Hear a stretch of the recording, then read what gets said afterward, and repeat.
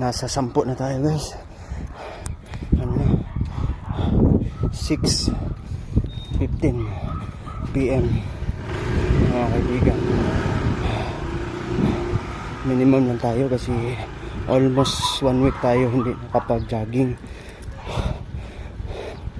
Pero dito sa buong subdivision na to, ano po, 11 katuyok or 11 ano po natin, no mga kaibigan.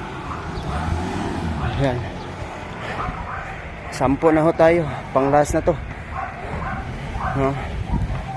Kasi bagong bago pa lang tayo nag-jogging. Sasakyan.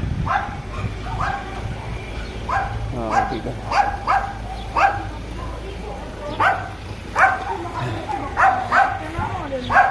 Yo.